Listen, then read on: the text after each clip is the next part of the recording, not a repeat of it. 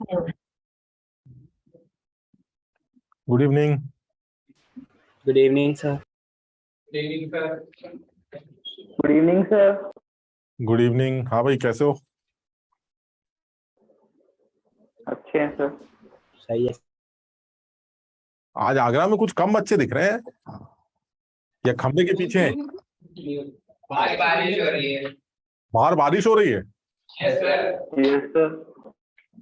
तो आए नहीं बारिश के चक्कर में? यस बेकार तुम्हें। और इंदिरापुरम वाले सब खुश हैं भाई? खुशबू दिख रही है। और खुशबू है ना कोई बच्चा वहां पर? हाँ है एक बच्ची है। और वो कृत नहीं दिख पा रहा है। कृत है। ठीक ठीक ठीक, माइक रख लो अपने सर, पास। जेब में रख लो, माइक जेब में रख लो अपने। हाँ एक तो टूट गया सर, आपने बोला था तोड़ देना, फेंक दिया सर, एक माइक टूट गया। अच्छा, तो फिर वो बाहर मिले, वो तुम सब पैसे ऐसे ले रहे हैं कि नहीं बाहर वाले? नहीं, हमने कहा पहले सर से वैसे नहीं कहा था। अच्छा, हमसे हमसे ले लेना पैसे। अच्छा ठीक। और भाई, यार ये तुम लोग इंदिरापुरम वाले बहुत खराब फोकस में रहते हो। 3-4 बच्चे दिखते हैं, बाकी सब उधर बैठे रहते हैं जो दिखाई नहीं देते हैं।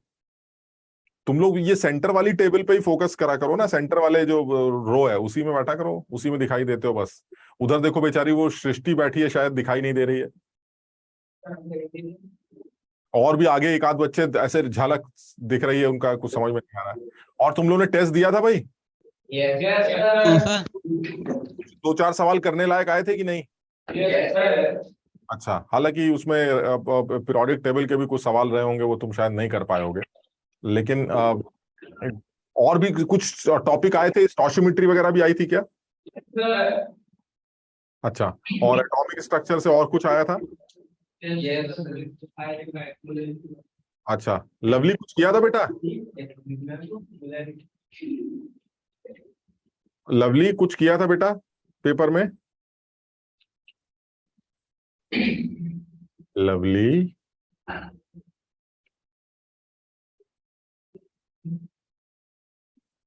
अरे लवली माइक कनेक्ट करो बेटा, तुम्हारा माइक कनेक्ट नहीं है। और वैभव काका, कैसे हो दोस्त? तो ठीक। पेपर दिया था? Yes sir. हुआ था कुछ? सर हाँ ठीक है नंबर। कितना रैंक 2 आई है एडवांस में। रैंक 2? उफ। सर केमिस्ट्री में ही बुरे नंबर आए हैं। केमिस्ट्री में बुरे आए? कितने आए? सर मेंस के तो मेरे को याद नहीं, एडवांस में मेरे शायद 68 में 40 के आसपास। अच्छा, तो ठीक है। और क्या, इससे ज्यादा क्या है? तो इससे ज्यादा। Yes sir. और फिजिक्स में, मैथ्स में कितने? सर फिजिक्स में मेरे एडवांस में फुल थे, और मैथ्स में शायद 4 नंबर कम थे, 64 के। अच्छा, तो केम में क्यों नहीं कर पाए? क्या चीज अलग आई थी? सर केमिस्ट्री में कुछ और टॉपिक्स के क्वेश्चन आए थे, आइसो इलेक्ट्रॉनिक स्पीशीज के, तो वो नहीं हो पाए थे। और बाकी स्टोइकोमेट्री और वो जो पहले के टॉपिक्स के आए वो तो इजी थे, वो नहीं थे, ठीक वो है। हो गए। ये जो आइसो इलेक्ट्रॉनिक वगैरह होते हैं, ये जो साइजेस वगैरह को लेकर, रिंग एटम्स के साइज वगैरह को लेकर हो सकता है कोई सवाल आए हो, तो वो कर लेंगे हम, वो भी हम कर लेंगे। तो बहरहाल, तो सब लोग टेस्ट का पेपर दोबारा एक बार करके देखो, है ना। जैसे स्टोशियोमेट्री के भी अगर कुछ लोग सवाल नहीं कर पाए थे, तो उनको भी करके देखो एक बार। एटॉमिक स्ट्रक्चर के भी सवालों को करके देखो। टेस्ट का फिर मैं वही बोलूंगा, एक ही पर्पस होता है कि जो सवाल दिख गए, जो आप नहीं कर पाए, उनको सीख लीजिए, ताकि एग्जाम में आगे कभी एग्जाम में दोबारा आए तो आप कर सकें। तो बस इतना ही पर्पज है। मतलब बाकी तुम्हारी मर्जी है, मतलब तुम उसको जितना हवा बनाना चाहो हवा बना लो, कि सर हम तो लुट गए, बर्बाद हो गए, हम कहीं के नहीं रहे, ऐसा हो गया वैसा। तुम्हें जैसे बोलना है वैसे कर लो। अदरवाइज एक ही पर्पज है कि भाई ठीक है, कोई खराब आए कोई बात नहीं, लेकिन जो नहीं कर पाए उनको सीख लेते हैं, ताकि एग्जाम में कम से कम ये अफसोस ना हो कि अगर अगली बार भी ये आ गया, या आज से 1 साल बाद किसी पेपर में यही सवाल दिख गया, या इसके जैसा कोई सवाल दिख गया, तो तब भी अगर ना कर पाए, तो फिर हमसे बड़ा गधा कोई नहीं है कि जो हम पहले भी नहीं कर पाए और अब भी नहीं कर पाए, हम कभी नहीं कर पाते इस तरह के सवाल। तो ये तो बहुत बड़ी बेवकूफी है ना। तो बस यही एक पर्पस है, बाकी तुम्हारी मर्जी है। खैर, तो हम लोग जो है पीरियोडिक टेबल कर। लवली, तुमने पेपर दिया था बेटा? लवली की आवाज नहीं आ रही। चलो सर कोई बात। लास्ट क्लास के नोट्स हाँ, अपलोड नहीं हुए। कैसी बातें कर रहे हो? देखो, नोट्स की बात में तो हम बहुत सिंसियर है इस मामले में। अब हो गए, मतलब अब हो गए, अब तो बिल्कुल अब फौरन के फौरन अपडेट कर देते हैं थोड़ी सी देर के अंदर। तो इसलिए ये जो इल्जाम है ये बर्दाश्त नहीं होगा, एकदम है कत्लेआम हो जाएगा, मतलब अब हम ये बर्दाश्त नहीं कर पाएंगे। अब नोट्स तो फौरन अपडेट हो जाता है, बाकी कुछ अपडेट हो ना हो, लेकिन नोट्स फौरन अपडेट कर देते हैं। तो आज भी देखना तुम, क्लास के बाद जो है हम अपडेट कर देंगे, या तो आज कर देंगे या कल कर देंगे, मतलब दो में से किसी एक दिन तो हो ही जाएंगे। तो और पिछली बार भी हमने अपडेट कर दिए, तुम एक बार दोबारा चेक करो। किसी ने चेक किया है क्या? किसी ने चेक किए हैं, हो गए कि नहीं? यस सर, हो गए सर। हाँ कर दिए थे, ठीक। अच्छा चलो ठीक है, तो अब हम पीरियोडिक टेबल में दोबारा आते हैं। तुमसे एनसीईआरटी के लिए पढ़ने के लिए बोला गया था, वो तो तुमने पढ़ ही डाली है ना? कृत तुमने बिल्कुल एकदम चाट मारी होगी एकदम, एनसीईआरटी एकदम है।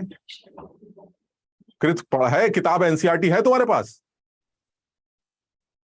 सर सेमिनार से ही तो ले गया था, आपने ही तो दी थी, फोटो भी खिंचाई थी आपके साथ।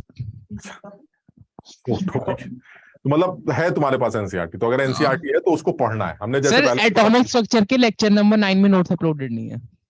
अच्छा ठीक है, तो देख लेंगे यार वो भी। तो मैं जो कह रहा हूँ वो सुन लो, कि मैं ये बताना चाह रहा हूँ कि एनसीईआरटी से अभी भी तुम्हारे पास टाइम है, तुम आराम से उसके शुरू के कुछ पेजेस जो हैं, जिसमें पूरी कहानी है पीरियोडिक टेबल के डेवलपमेंट की, वो आप एक बार पढ़ते रहिए आराम से, एक दो दिन और टाइम ले लीजिए। हम जो कर रहे थे, हमने लास्ट क्लास का, जहां तक मुझे याद आ रहा है, हमने सबसे पहले ये प्रिडिक्शन सीख लिया था कि पीरियड, ग्रुप और ब्लॉक को कैसे प्रिडिक्ट करते हैं। फिर हमने शायद ये सीखा था कि जो पीरियोडिक प्रॉपर्टीज है, यानी जो पीरियोडिक टेबल के अंदर एटम्स की प्रॉपर्टीज हैं जिनमें पीरियोडिसिटी देखने को मिलती है, यानी आगे बढ़ने पर ये प्रॉपर्टी बढ़ेगी या नीचे उतरने पर ये प्रॉपर्टी बढ़ेगी या घटेगी, ये जो चीजें हैं, इनमें सबसे बड़ा रोल जो आदमी प्ले करता है, that is effective nuclear charge. तो सब लोगों को ये समझ में आ गया था कि इफेक्टिव न्यूक्लियर चार्ज किसे कहते हैं? यस तो इफेक्टिव न्यूक्लियर चार्ज वो चार्ज है जो लूजली बॉन्डेड इलेक्ट्रॉन सेंटर पे रखे न्यूक्लियस का फील करता है। और इसको कैलकुलेट करने वक्त हमें सिर्फ एक छोटी सी बात ये ध्यान रखनी थी कि उस एटम से लगे हुए जितने एटम्स, उस इलेक्ट्रॉन से लगे हुए जितने इलेक्ट्रॉन्स उसी शेल में हैं, वो उसको कम शील्ड करेंगे, और जो अंदर के इलेक्ट्रॉन्स हैं वो उस इलेक्ट्रॉन को न्यूक्लियस के अट्रैक्शन से ज्यादा शील्ड करेंगे, जिसकी वजह से आपको इफेक्टिवली शील्डिंग कैलकुलेट करनी पड़ती है, और उस शील्डिंग के बाद आप इफेक्टिव न्यूक्लियर चार्ज कैलकुलेट कर लेते हैं। क्या हमने ये भी सीखा है कि इफेक्टिव न्यूक्लियर चार्ज कैलकुलेट किया कैसे जाता है? Yes sir. ठीक, क्या बताया गया है? मैंने तुम्हें बताया था कि अगर आपका इलेक्ट्रॉन एस या पी ब्लॉक को बिलोंग करता है, यानी जिस इलेक्ट्रॉन को आप ऑब्जर्व कर रहे हैं, अगर वो एस सबशेल या पी सबशेल का है, तो आप कैसे डिफाइन करेंगे? उसी ऑर्बिट में या उसी शेल में जितने लोग बच गए, वो उसको 0.35 यूनिट पर इलेक्ट्रॉन से शील्ड करेंगे। जस्ट पेनल्टीमेट शेल वाले 0.85 यूनिट पर इलेक्ट्रॉन से शील्ड करेंगे, और रेस्ट ऑल वो 1 यूनिट पर इलेक्ट्रॉन से शील्ड करेंगे। इस तरह से आप शील्डिंग कैलकुलेट कर लेंगे, और फिर इफेक्टिव न्यूक्लियर चार्ज निकालते वक्त एक्चुअल चार्ज में से ये शील्डिंग माइनस करके इफेक्टिव न्यूक्लियर चार्ज कैलकुलेट कर लेंगे। क्लियर है? Yes sir. तो जरा एक बार एक आध आदमियों का निकाल के बताओ मुझे जल्दी से। लिथियम का कोई निकाल के दिखाए मुझे, लिथियम का इफेक्टिव न्यूक्लियर चार्ज। लिथियम एक ऐसा आदमी है जिसका एटॉमिक नंबर 3 होता है। बताओ लिथियम का इफेक्टिव न्यूक्लियर चार्ज कितना है?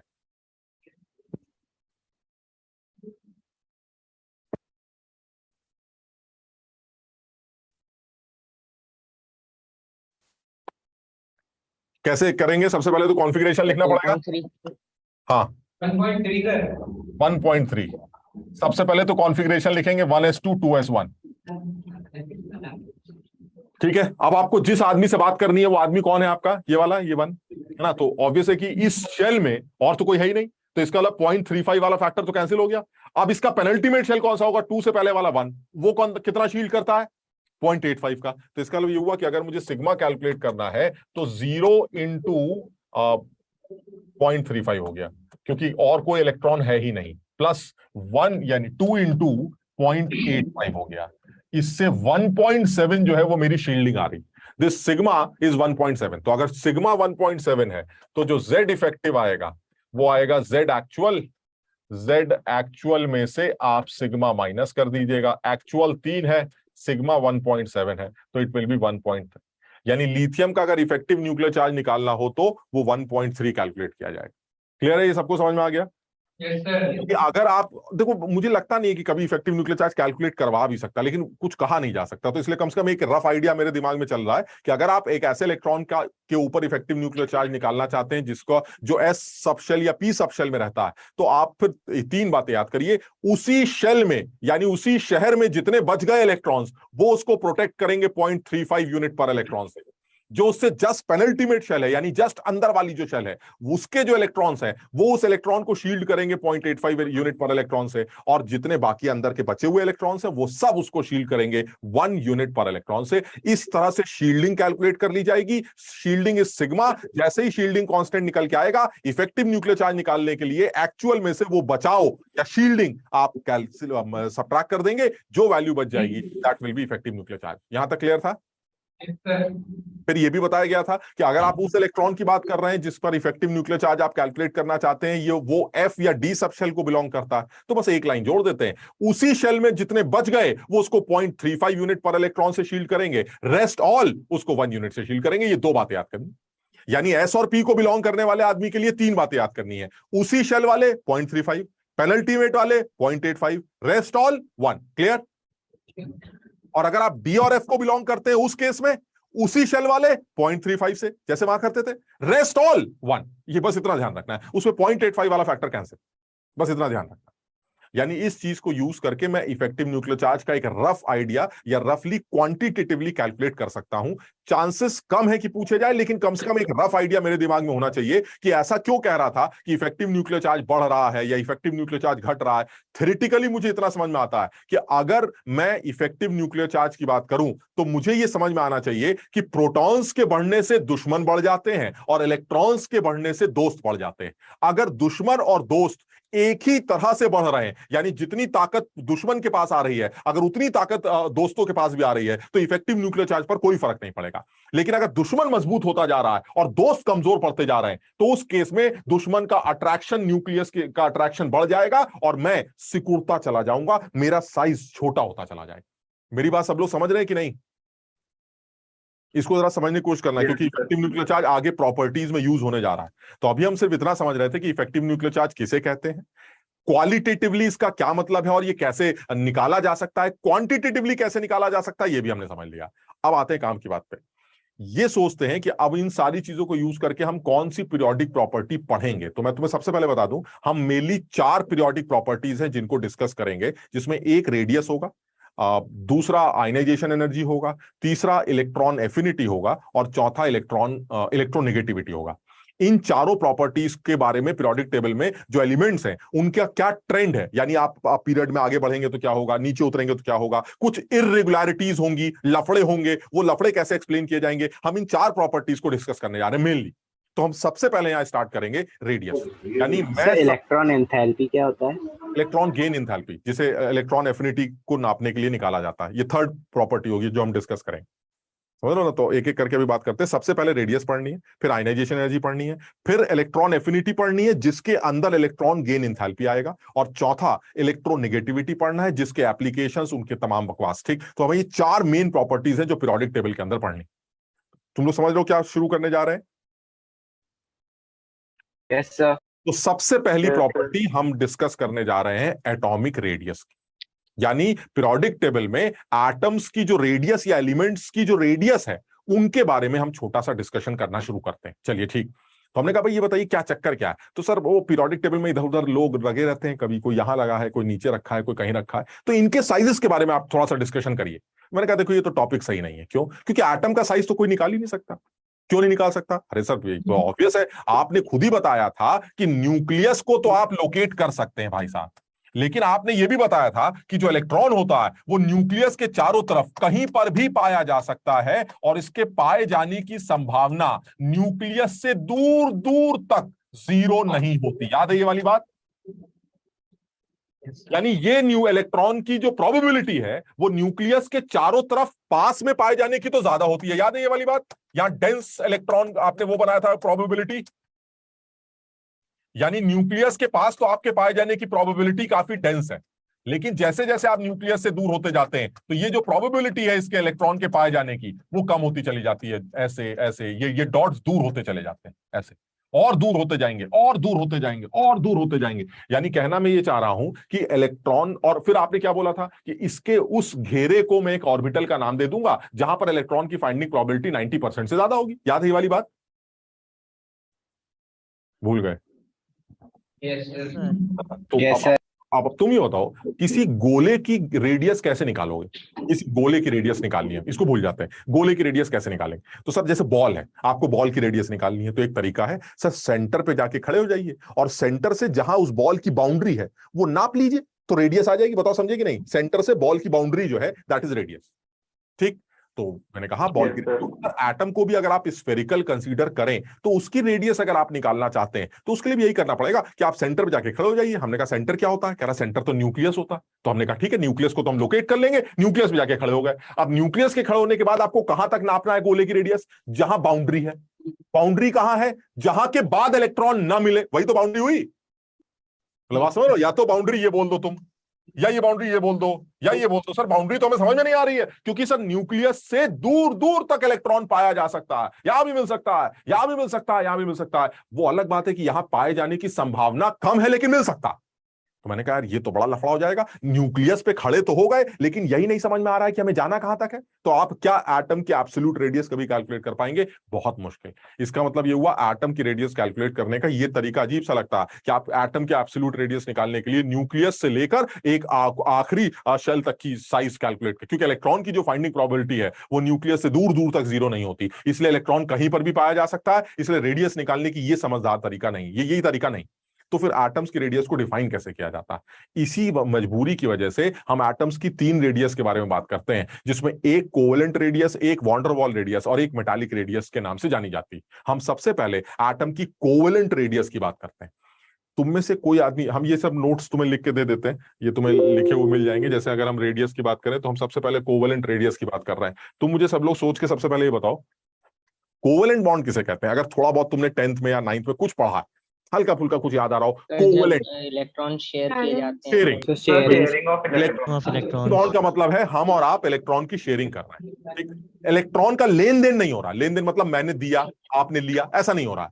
हम दोनों अपना अपना एक एक इलेक्ट्रॉन लेके आएंगे, भाई ऐसा ये मेरा है, ये आपका है, बीच में रख दीजिए, ये मेरा भी है आपका भी है। कोई मुझसे पूछेगा तो ये दोनों इलेक्ट्रॉन मैं अपने बोल दूंगा, और कोई आपसे पूछे तो हम आप बोल दीजिए। पास पास समझो, यानी ये वो धोखा है जो दोनों एटम जो है हमें दे रहे हैं। बीच में है कितने इलेक्ट्रॉन्स? 2, एक मेरा और एक आपका। लेकिन कोई इससे पूछे तो दोनों मेरे, और कोई इस वाले से पूछे तो दोनों मेरे। यानी ऐसा लग रहा है जैसे दोनों इसके तो 4 इलेक्ट्रॉन है। 4 नहीं है तो 2 ही, लेकिन वो एक्चुअली 4 हो गए हैं। तुम मेरी बात समझ रहे हो कि नहीं? Yes, sir. ये कोवेलेंट बॉन्ड है कि भाई मेरी भी काम चल जाए और आपका भी काम चल जाए। तो कोई मुझसे आके पूछेगा तो मैं कह दूंगा मेरे हैं दोनों, और कोई आपसे पूछे तो आप कह दीजिएगा दोनों आपके। दोनों लोग शेयरिंग में रखे हुए हैं, यानी 2 इलेक्ट्रॉन बीचों बीच रखे हैं। ठीक, अब दिक्कत यह है कि आप किसी एटम की क्योंकि एब्सोल्यूट रेडियस नहीं निकाल पा रहे हैं, तो आप उस एटम की कोवेलेंट रेडियस निकालने की बात कर रहे हैं। जैसे मैं एग्जांपल के तौर पर समझता हूं, जैसे हाइड्रोजन मॉलिक्यूल। तुम जानते हो हाइड्रोजन का जो मॉलिक्यूल है उसमें हाइड्रोजन और हाइड्रोजन के बीच में जो कोवेलेंट बॉन्ड बनता है उससे हाइड्रोजन का मॉलिक्यूल बनता है। यानी आप एच एटम के बीच का जो है एच और एच एटम का वो ले रहे हैं, अब कोई मॉलिक्यूल ले रहे हैं। तो अगर आप एच और एच एटम का कोई मॉलिक्यूल ले रहे हैं तो हाइड्रोजन का मॉलिक्यूल मान लीजिए ऐसा बन गया। हाइड्रोजन हाइड्रोजन के बीच में एक कोवेलेंट बॉन्ड है और इसमें एक इस हाइड्रोजन का इलेक्ट्रॉन है और एक इस हाइड्रोजन का इलेक्ट्रॉन है। This is sharing. ठीक, अब वो कह रहा हाइड्रोजन का जरा हमें एटॉमिक रेडियस कैलकुलेट करके दिखाइए। तो हमने कहा भाई ये तो बड़ा मुश्किल हो रहा है, हम ये ऐसे एटम की रेडियस कैलकुलेट नहीं कर पाएंगे। एक काम करते हैं, H2 मॉलिक्यूल से हाइड्रोजन का रेडियस निकालते हैं। कैसे? ये कोवेलेंट बॉन्ड है तो एक हाइड्रोजन का ऑर्बिटल ये होगा और दूसरा हाइड्रोजन का एटम ये होगा, और ये दोनों आपस में ओवरलैप कर रहे हैं। ये न्यूक्लियस हो गया, ये न्यूक्लियस हो गया, एक हाइड्रोजन का एटम ये, एक हाइड्रोजन का एटम ये। यानी तुम्हें पता होगा जब शेयरिंग होती है तो दोनों एटम के ऑर्बिटल आपस में ओवरलैप करते हैं। देखिए कॉमन ओवरलैप्ड एरिया आता है, ये कॉमन ओवरलैप्ड एरिया। तो होता क्या है इससे कि अगर दोनों हाइड्रोजन के एटम के जुड़ने से कोवेलेंट बॉन्ड बन रहा है तो इनके दोनों न्यूक्लियस को लोकेट किया जा सकता है कि नहीं? ये बताओ, क्या न्यूक्लियस को लोकेट कर सकते हैं कि नहीं? हम न्यूक्लियस को कर सकते हैं। Yes, क्या मैं sir. दोनों न्यूक्लियस के बीच की डिस्टेंस कैलकुलेट कर लूंगा? हाँ सर, पता नहीं कैसे करेंगे लेकिन कर लेंगे। तो अगर मैं दोनों न्यूक्लियस के बीच की डिस्टेंस कैलकुलेट कर सकूं तो उसका आधा, क्या ये कह सकते हैं कि इस हाइड्रोजन की एक रेडियस जैसी हो सकती है? समझो बात को। Yes sir. यानी अगर अकेला गोला दे देता मैं तो आप रेडियस नहीं निकाल पाते। क्यों सर? अकेला गोले में दिक्कत क्या है कि न्यूक्लियस तो पकड़ लूंगा लेकिन कहां तक जाना है मुझे पता ही नहीं चलेगा। लेकिन अब मैंने क्या किया, मैंने अकेला गोला नहीं दिया, मैंने 2 गोलों को जोड़ के कोवेलेंट बॉन्ड बना दिया, दोनों के न्यूक्लियस मैंने नाप लिए। और न्यूक्लियस के नाम का आधा कर दिया। अब मुझे नहीं पता तुम्हारा इलेक्ट्रॉन कितना दूर जाता है कितना नहीं जाता, लेकिन यह समझ में आता है कि दोनों के न्यूक्लियस की डिस्टेंस का half almost it will be the covalent radius of hydrogen. यानी अगर आपको किसी भी मॉलिक्यूल की कोवेलेंट रेडियस निकालनी, किसी भी एटम की कोवेलेंट रेडियस निकालनी, तो उस एटम को किसी दूसरे एटम के साथ कोवेलेंटली बॉन्डेड करिए और उसके बाद इसको यूज करके, समझो इस बात को यूज करके आप उस एटम की कोवेलेंट रेडियस कैलकुलेट करिए। देखो यहां पर तुम्हारे लेवल पर अगर अभी की बात करूं ना, तो जो बात लिखा है तुम्हारे लिए इतना ही बहुत है कि अगर तुम ये समझ पाए कि जो मेरे हाइड्रोजन की कोवेलेंट रेडियस आएगी वो हाइड्रोजन के बीच के डिस्टेंस की आधी होगी। अगर तुम इतना ही समझ पाए तो तुम्हारे लिए ये भी बहुत, क्योंकि इसके बाद जो मैं बात बोलूंगा वो तुम्हें थोड़ी सी याद रखनी पड़ेगी, समझ में कम आएगी क्योंकि वो आगे का टॉपिक होगा, बट तुम्हें वो याद रखनी पड़ेगी। बट अगर तुम ये समझ पा रहे हो तुम्हारे लिए अभी ये बहुत है कि अगर दो सेम एलिमेंट्स के बीच का कोवेलेंट बॉन्ड है तो उन दोनों सेम एलिमेंट्स के न्यूक्लियस की डिस्टेंस का half will be the covalent radius of that atom. बताओ समझे कि नहीं?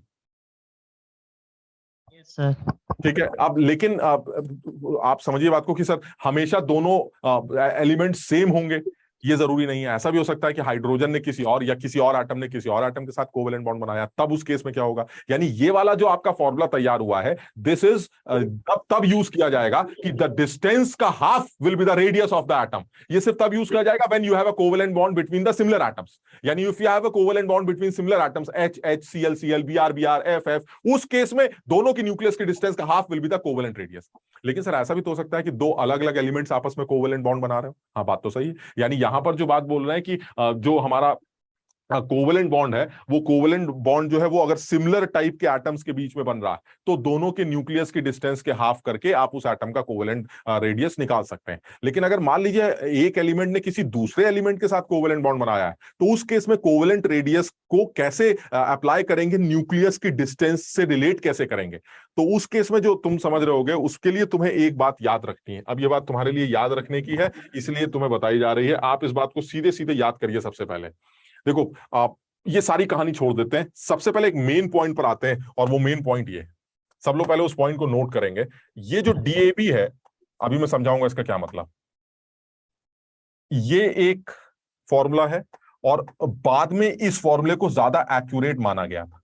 ये दूसरा फॉर्मूला है। हालांकि जेई में मैंने इन दोनों में से किसी भी फॉर्मूले पर आता हुआ सवाल नहीं देखा, लेकिन आप अब क्योंकि पढ़ रहे हैं तो हमें समझने में कोई बुराई नहीं है।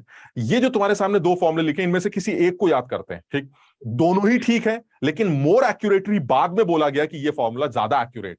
अच्छा, मान लेते हैं ये फॉर्मूला अगर ज्यादा एक्यूरेट है, तो मैं इस फॉर्मूले की जगह इस फॉर्मूले की बात करता हूं। अब इस फॉर्मूले में ध्यान से देखना, एक एटम ए है, एक एटम बी है, उन दोनों ने आपस में कोवेलेंट बॉन्ड बनाया। ठीक, यानी इस बार जो सिचुएशन है वो कुछ इस तरह की सिचुएशन है। एक एटम ए है, ये ऐसे ले लेते हैं, एक एटम ए है और एक एटम बी है। ये दोनों अलग अलग टाइप के एटम्स, ये ए मान लेते हैं, इसको बी मान लेते हैं। अब तुम खुद सोच के देखो कि अगर मैं इन दोनों की न्यूक्लियस की डिस्टेंस ले लूं और इसको आधा कर दूं, तो क्या मैं बोल सकता हूं कि इसको आधा करने से, इसके न्यूक्लियस की डिस्टेंस को आधा करने से जो वैल्यू आएगी वो एक ही रेडियस होगी?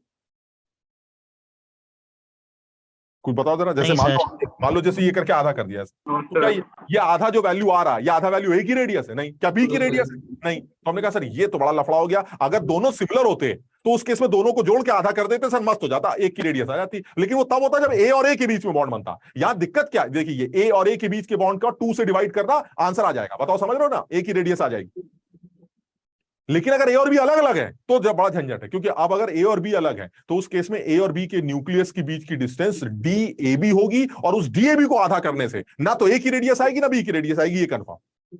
तो इस चीज के लिए एक फॉर्मूला बनाया गया है और बोला गया है कि जब दो अलग अलग एलिमेंट्स कोवेलेंट बॉन्ड बनाते हो और उनके इलेक्ट्रोनेगेटिविटी सिमिलर न हो, तो एक जनरल फॉर्मूला, अब इसमें देखो एक वर्ड आ रहा है इसलिए मैं कह रहा हूं तुम्हें याद रखना है, इलेक्ट्रोनेगेटिविटी।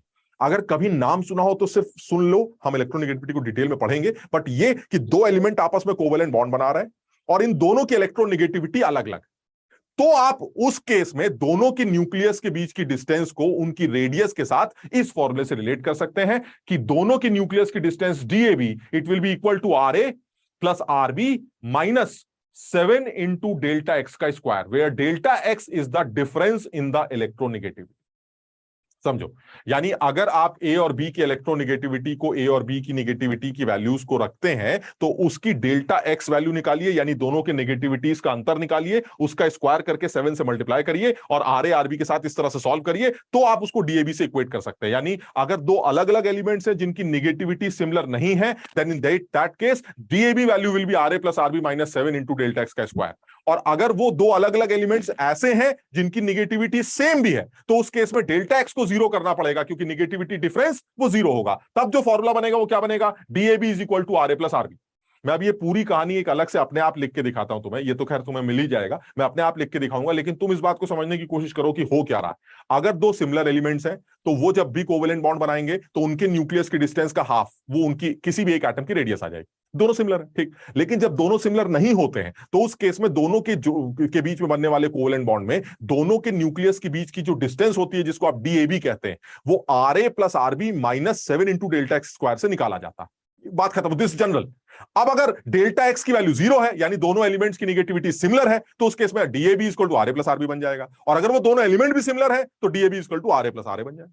यानी कहने का मतलब ये हुआ कि अगर मैं जनरल लिखना चाहता हूं तो जनरल कुछ इस तरह से लिख सकते हैं, जिसको तुम समझना। अगर मैं जनरल लिखना चाहता हूं तो जनरल ऐसे लिखा जा सकता है कि जो जनरल फॉर्मूला है ए और बी के बीच में अगर बॉन्ड बनता है तो बिल्कुल जनरल ले लेते हैं। अगर ए और बी के बीच में कोई कोवेलेंट बॉन्ड बनता है, मान लीजिए ऐसे बनता है, ये न्यूक्लियस दोनों की डिस्टेंस, इसकी डिस्टेंस को हम मान लेते हैं D A B, and this is element A and this is element B, ठीक। अब जनरल बात कर रहे हैं। रिलेशन ये कहता है कि जो डी ए बी की वैल्यू होती है वो radius of A plus radius of B minus 7 delta X into का इसके स्क्वायर से निकाला है। दिस इज जनरल, हमें नहीं पता कहां से आया फॉर्मूला, ये जनरल फॉर्मूला, ठीक। अच्छा, अब इस फॉर्मूले को वो करते हैं, अब अलग अलग केसेस में डिवाइड करते हैं। पहला केस बनाते हैं, केस 1। ये जनरल फॉर्मूला हो गया केस 1। केस 1 क्या है, A is equal to B. बताओ समझ में आई बात, क्या हुआ केस 1 कि ए और बी आपस में सेम।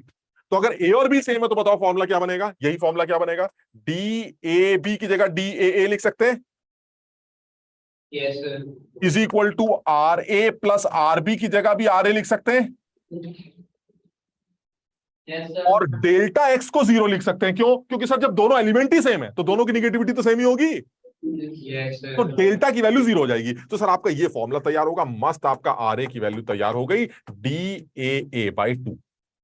एक काम खत्म, चलिए ठीक है। लेकिन सर ये तो केस 1 है, अब आप केस 2 की बात करिए। चलिए केस 2 की बात करते हैं। केस 2 क्या बन सकता है, केस 2 होगा A is not equal to B but negativity of A is equal to negativity of B. X denotes the negativity, X A का मतलब electronegativity of A, X B का मतलब इलेक्ट्रोनेगेटिविटी ऑफ बी। ऐसी representation है ये। तो अगर ए और बी बराबर नहीं है, यानी ए और बी एलिमेंट सेम नहीं, लेकिन दोनों की नेगेटिविटी सिमिलर, ऑलमोस्ट सिमिलर, तो फॉर्मूला क्या बनेगा जरा बताइए, इसमें क्या चेंज आएंगे? क्या ये डी ए बी को क्या डी ए लिख सकते हैं आप? नहीं, अब तो सर ये दो अलग अलग लोग हैं, ए बी को तो ए बी लिखना पड़ेगा, is equal to R A plus R B. अब बताइए, अगर दोनों की नेगेटिविटी सेम है तो डिफरेंस 0 होगा, Yes, sir. और डिफरेंस 0 तो आगे का कोई टर्म ही नहीं आएगा। तो sir this will be the relation, this is the relation when A and B are not same but the electronegativities are similar. Clear? Okay. और तीसरा केस क्या बन सकता है सर? तीसरा केस जो आपने जनरल लिखा है वो तो एकदम ही जनरल केस है। जनरल केस क्या है, ए बी के बराबर नहीं है, A is not equal to B and X A is not equal to X B. ये हमारा जनरल बड़ा केस बन गया। इसमें क्या बोलेंगे सर, ये बिल्कुल जनरल है, D A B is equal to R A आएगा, आर बी भी आएगा, साथ में 7 इंटू डेल्टा एक्स भी आएगा। इस बार सब कुछ निकल के आएगा सर, इस फॉर्मूले को यूज किया जाएगा और इस फॉर्मूले को यूज करके DAB R A R B का आपस में रिलेशन निकाला जा सकता है। This is general. तो मैं ये बताना चाह रहा हूं, जो कोवेलेंट रेडियस होती है, सिंगल बॉन्ड कोवेलेंट रेडियस जो होती है हमारी, वो सिंगल बॉन्ड कोवेलेंट रेडियस इस इक्वेशन से रिलेट की जाती है। ये एक ऐसी इक्वेशन होती है जिसमें जब दो एलिमेंट्स आपस में कोवेलेंट बॉन्ड बनाए तो आप इस रिलेशन को यूज करके कोई एक अननोन कैलकुलेट कर सकते हैं। जैसे मान लीजिए आपसे पूछा जाए आर ए दे दिया, आर बी दे दिया, एक्स ए दे दिया, डी ए बी दे दिया और एक्स बी पूछ लिया, मतलब सुनो टोटल मिला के आपको 5 अननोन दिख रहे हैं। 5 अननोन कौन कौन से होंगे? एक डी ए बी, 5 वेरिएबल, एक डी ए बी, एक आर ए, एक आर बी, और डेल्टा एक्स में कौन कौन आएगा? X A and X B, delta X का मतलब दोनों का डिफरेंस ना, समझ रहे हो कि नहीं? Yes, sir. यानी कुल Yes, मिला के sir. दो वेरिएबल यहाँ, क्या बेटा?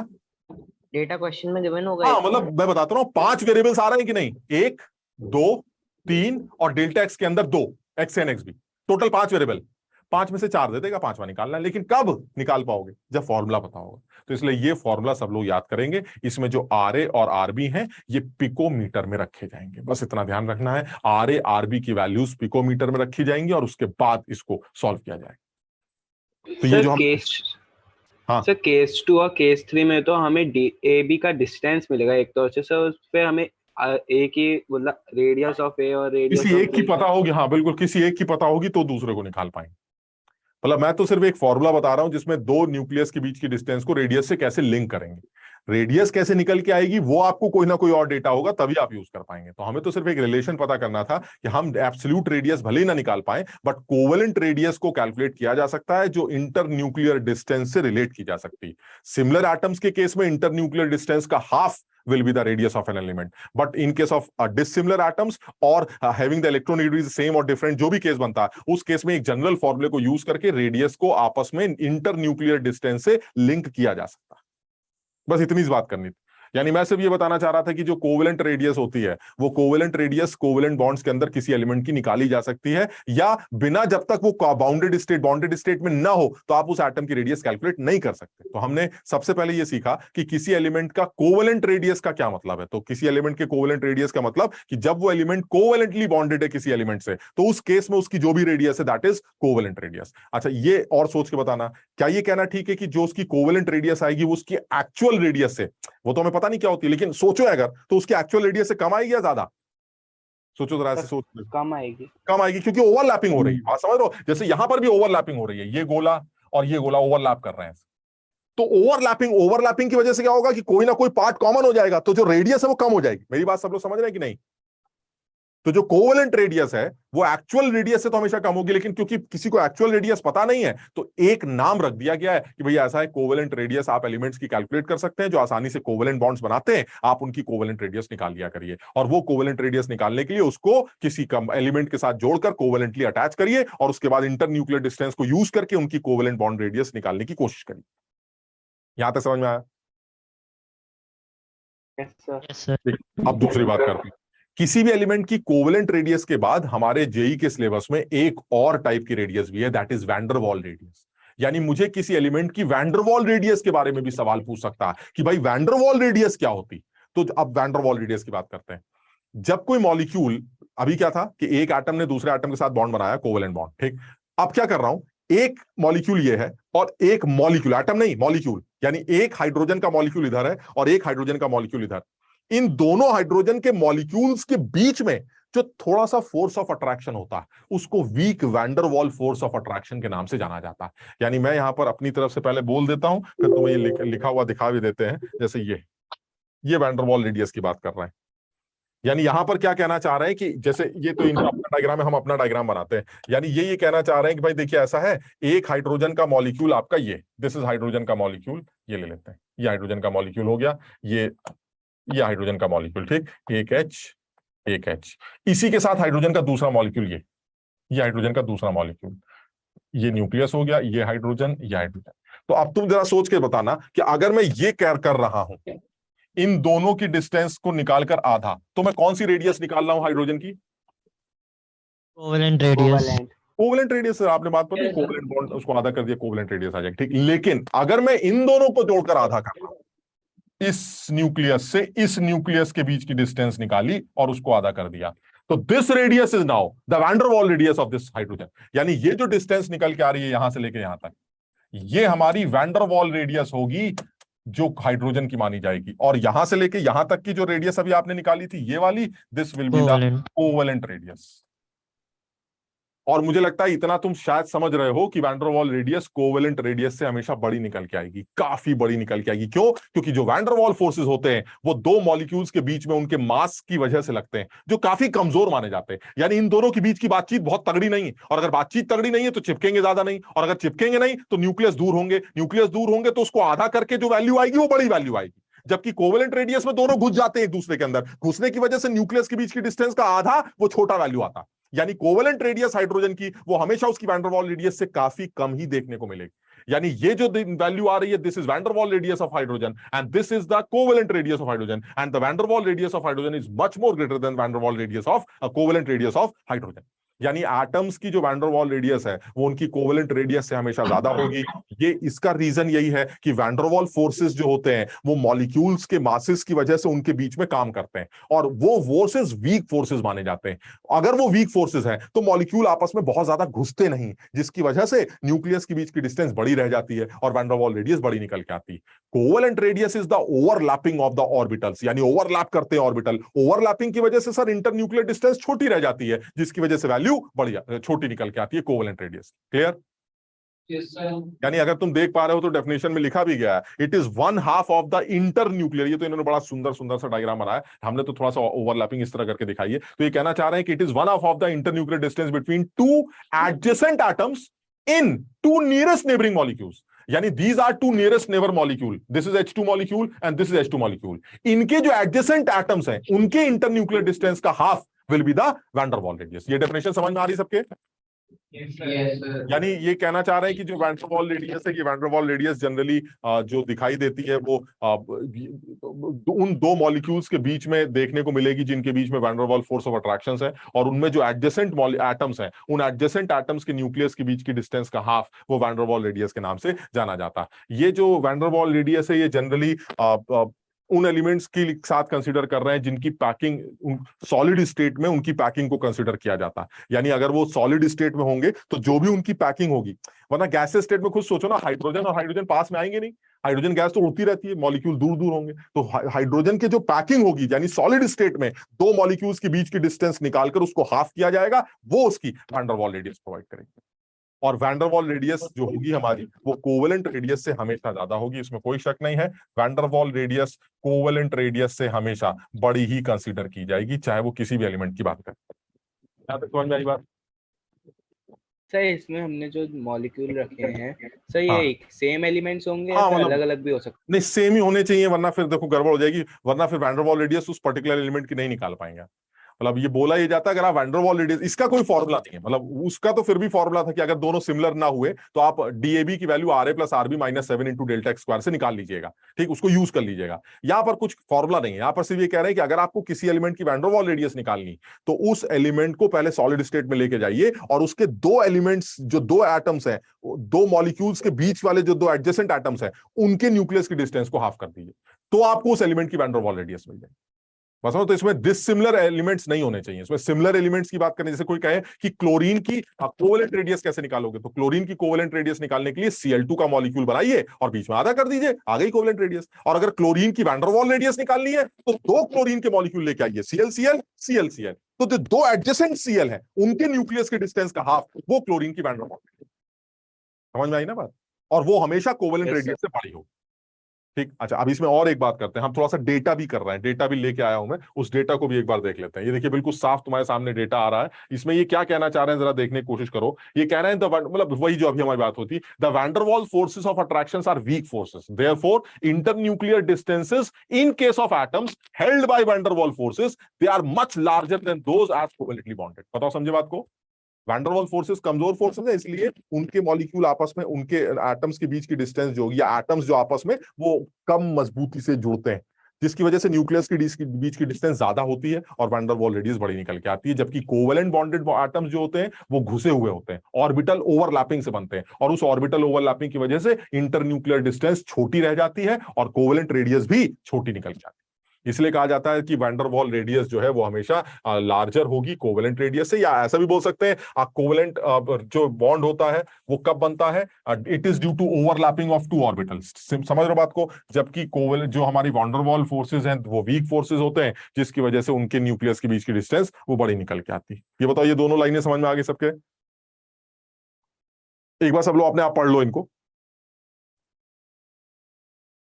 देखो, अपने नोट्स भी जरूर बनाना। देखो हम तो इस क्लास का थोड़ा सा फायदा उठा रहे हैं, क्लास का फायदा इन द सेंस कि पहले तो इसको नोट करवा देते थे, जैसे ऑफलाइन जब क्लास होती थी तो इसको नोट करवाना पड़ता था, तो एक एक लाइन लिखवा के कि भाई comparison of covalent radii and van der Waals radii, heading डालो। तो एक बच्चा कहता था सर जरा रिपीट कर दीजिए, चौथा तीसरा बच्चा कहता था सर वो कोवेलेंट के बाद आपने क्या बोला, और सब जैसे होता है तुम्हें पता ही है क्या होता है डिक्टेशन में। लेकिन अब क्या फायदा क्या है कि आपके सामने लिखा हुआ है, तो आपके पास दो काम है। अब ये रिस्पॉन्सिबिलिटी तुम्हारी बढ़ जाती है थोड़ी। तुम ये भी कर सकते हो कि तुम यहां चीजों को समझ रहे हो और कुछ कुछ मेन मेन पॉइंट्स नोट भी कर रहे हो, मतलब समझ रहे हो।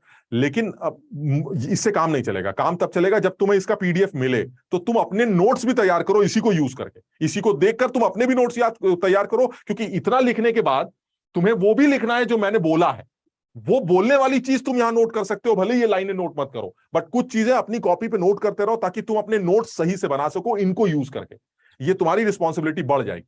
इससे फायदा ये होगा कि तुम जब नोट्स तैयार करोगे तो तुम्हें याद भी हो जाए। और मुझे लगता है अब तक तो ऐसा कुछ भी नहीं आया जो बहुत टेक्निकल सा हो। हमें लगता है वो जो एक गंदा सा एक फॉर्मूला आया था जो टेक्निकल सा था, अदरवाइज अब तक कोई बकवास नहीं, बड़ा सीधा चैप्टर लग रहा है, बहुत सीधी कहानी लग रही है। कि आप जहां झंझट होंगे वहां अलग बात है, तुम्हें पता है केमिस्ट्री में अक्सर एक्सेप्शन जैसा कुछ कुछ बोल दिया जाता है, तो कुछ झंझट आएंगे उनके भी एक्सप्लेनेशन देने की कोशिश करेंगे। बट जो नॉर्मल तक समझ में आ रहा है वो ये कि आटम पकड़ा, आटम की रेडियस कैलकुलेशन की बात चल रही है जो हमें मुश्किल लगी, तो मैंने आटम से पूछा तेरी कोवेलेंट रेडियस कैसे निकलती है, तेरी वैन डर वाल रेडियस कैसे निकलती है। तो कोवेलेंट रेडियस निकालने के लिए मैंने उसको अपने ही आटम के साथ जोड़कर आधा कर दिया, वो कोवेलेंट रेडियस आ गई। और फिर वैन डर वाल रेडियस निकाल के दो लोगों को आपस में आधा कर दिया, वो उसकी वैन डर वाल रेडियस आ गई। दूसरी बात, वैन डर वाल फोर्सेस कमजोर फोर्सेस होते हैं, ये फोर्सेस कमजोर होने की वजह से इंटर न्यूक्लियर डिस्टेंस जो है दो एडजेसेंट एटम्स की वो बड़ी आती है, जिसकी वजह से वैन डर वाल रेडियस भी बड़ी निकल के आती है। कोवेलेंट बॉन्ड जो होता है वो ऑर्बिटल ओवरलैपिंग की वजह से बनता है, ऑर्बिटल ओवरलैपिंग की वजह से जब वो दोनों ओवरलैप करते हैं तो इंटर न्यूक्लियर डिस्टेंस कम हो जाती है, जिसकी वजह से रेडियस भी छोटी निकल के आती है। बताओ यहां तक समझ पाए? सर ये हाफ फिल्ड एटम ऑर्बिटल्स क्या है? हाफ फिल्ड एटॉमिक ऑर्बिटल, वही जो सिंगल ऑक्यूपाइड होता है, एक एक इलेक्ट्रॉन, एक ऑर्बिटल में एक इलेक्ट्रॉन, एक हमारा हो गया एक तुम्हारा हो गया, दोनों ऑर्बिटल ओवरलैप कर जाए, क्योंकि एक ऑर्बिटल में दो से ज्यादा लोग नहीं रहेंगे ना। तो जो हाफ फिल्ड ऑर्बिटल होगा वो दूसरे एटम के हाफ फिल्ड ऑर्बिटल के साथ ओवरलैप कर जाए। Okay sir. अब देखो मैंने कुछ डेटा भी लिख रखा है, डेटा से देखो, अब हालांकि डेटा तुम्हें याद नहीं करना है बट तुम्हें सिर्फ बताना है मुझे कि देखो ऐसा है। हाइड्रोजन की जो कोवेलेंट रेडियस है एंगस्ट्रॉम में 0.37 होती है, और इसी हाइड्रोजन की जो वैन डर वाल रेडियस होती है उसकी 3.5 समझ लो 3-4 गुना, 3 गुनी आती, इतना फर्क सबके साथ ऐसे ही। मतलब ये नहीं कि 3 गुने का फर्क है, बट सबके साथ यही है कि कोवेलेंट रेडियस कम है और वैन डर वाल रेडियस ज्यादा है, सबके साथ हो यही रहा।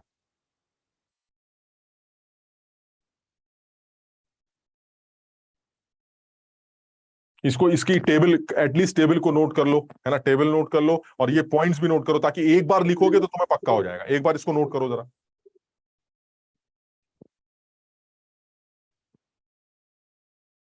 दिखाई दे रहा है सबको या कुछ बड़ा छोटा करके, मतलब इस साइज को देख लोगे सब लोग? Yes, ठीक है, तो एक बार नोट करो इसको फटाफट।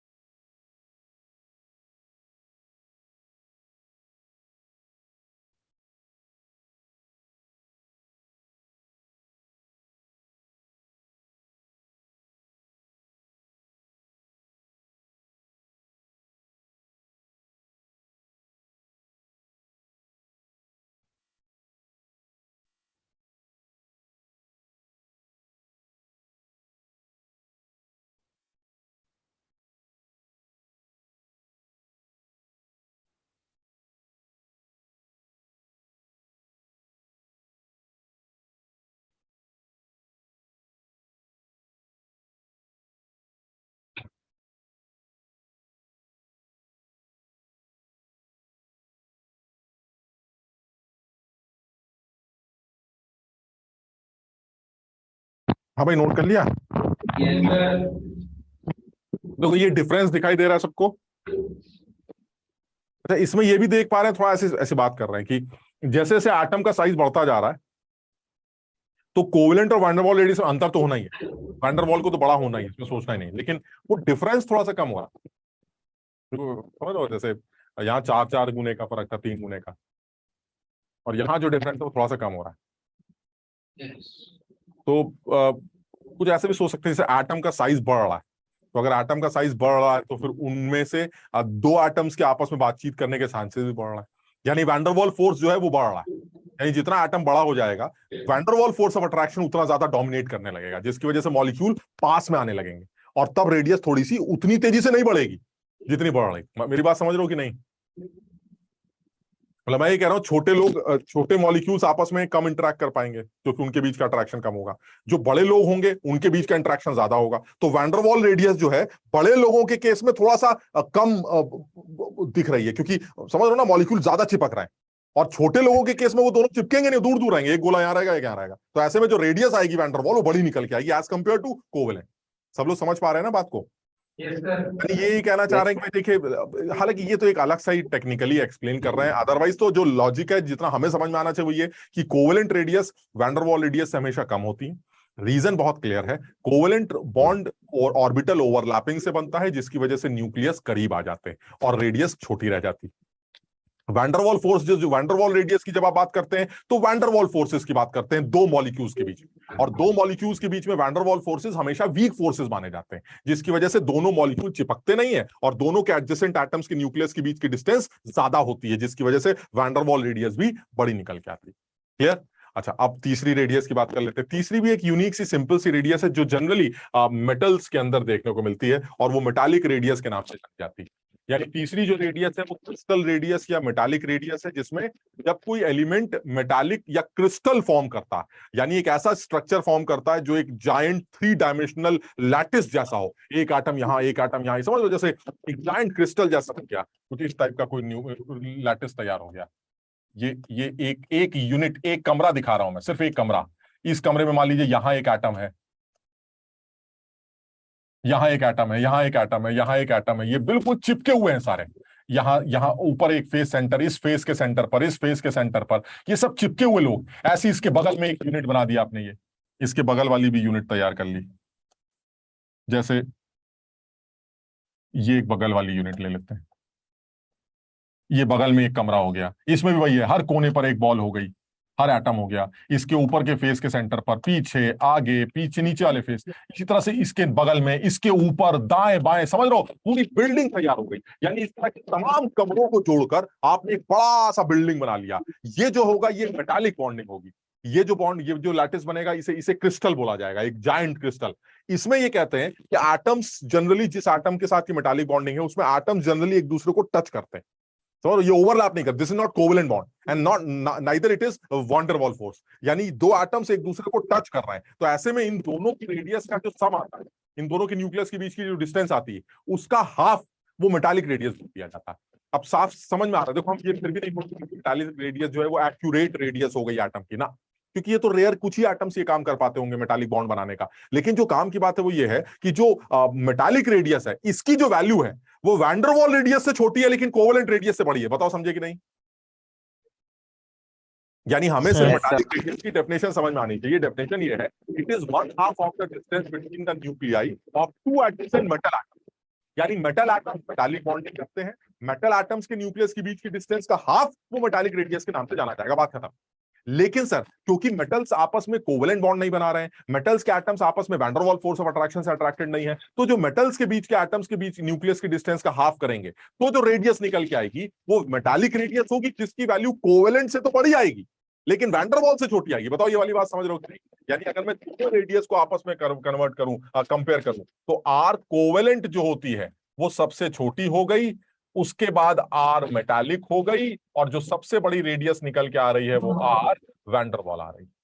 यानी कहने का मतलब ये हुआ, वैन डर वाल रेडियस अगर किसी भी एलिमेंट की आप देख रहे हैं तो वो सबसे बड़ी, कोवेलेंट रेडियस सबसे छोटी, और उस एलिमेंट की अगर मेटालिक रेडियस भी आप डिफाइन कर सकते हैं तो मेटालिक रेडियस वो बीच में है। और इसमें तुम्हें ज्यादा दिमाग नहीं लगाना, मतलब तुम समझ लो कि इतने माइन्यूट लेवल पर, माइक्रो लेवल पर आप ये सब कैसे कैलकुलेट कर रहे हैं, हमें इसका मतलब ही नहीं। हमें तो सिर्फ कुछ कुछ डेफिनेशंस का आइडिया होना चाहिए कि भाई कोवेलेंट रेडियस क्या होती है, कोवेलेंट रेडियस कैसे निकाली आपने, वैन डर वाल रेडियस क्या है, कौन सी बड़ी होती है, कौन सी छोटी होती है, इससे ज्यादा हमें कुछ डिफाइन नहीं करना है।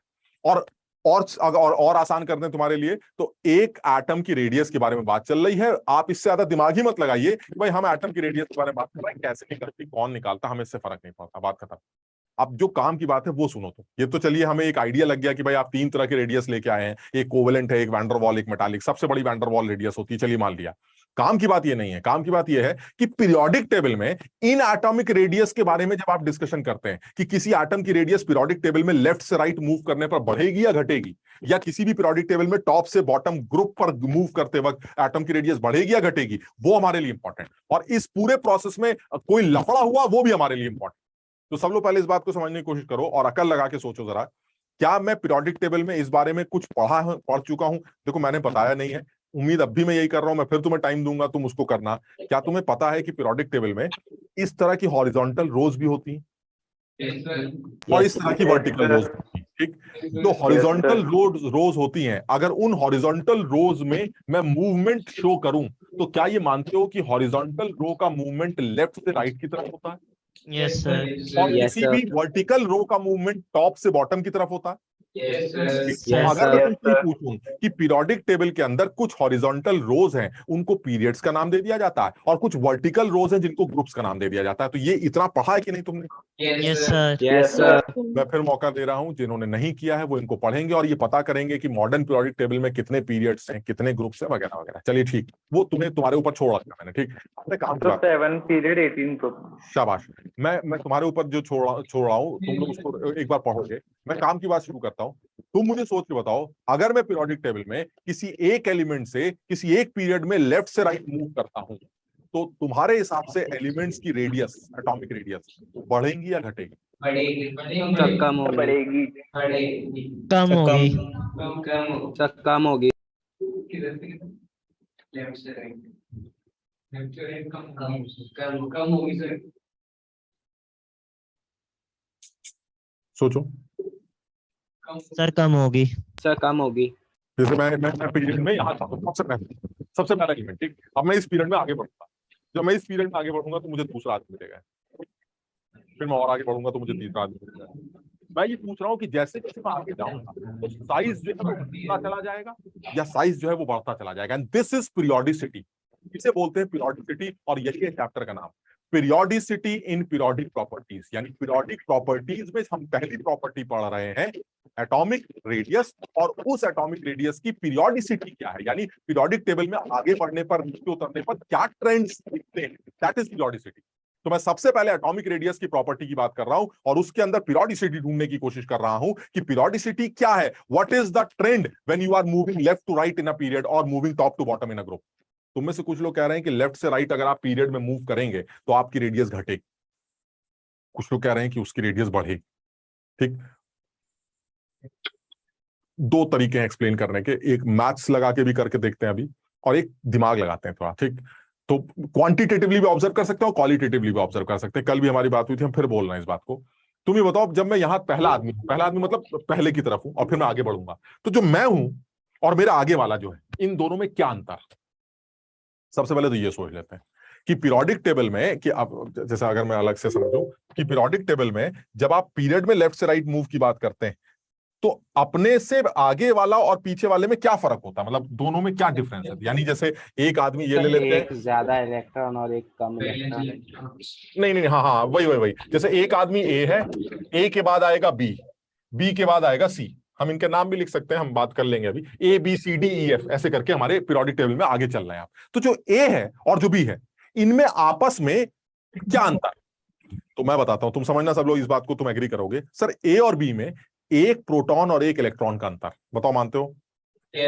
हाँ सर। तो सर वो जो प्रोटॉन है आपका वो न्यूक्लियस के अंदर आता है और जो इलेक्ट्रॉन होता है वो शेल के अंदर आता है। ठीक, अच्छा, अब एक चीज और, इनमें सिमिलैरिटी क्या है? इनमें सिमिलैरिटी है कि दोनों के पास जो शहर है वो सिमिलर, यानी जो मैक्सिमम शहर का नंबर है वो सेम है, क्योंकि सर दोनों एक ही पीरियड के लोग हैं। याद है, एक पीरियड के लोगों का जो सबसे बड़ा शहर होता है, जो आउटर शहर होता है, वो सेम होना चाहिए, क्योंकि पीरियड कैसे डिफाइन करते थे, जो सबसे बड़ा शहर है वही पीरियड होता है। इसका मतलब ये हुआ सर, अगर ये तीनों लोग एक ही पीरियड को बिलोंग करते हैं, तो इसका मतलब ये हुआ कि अगर ए के अंदर सेकंड पीरियड का सेकंड शेल चल रही है, तो बी में भी सेकंड शेल फिल हो रही होगी, और सी की भी सेकंड शेल ही फिल हो रही होगी।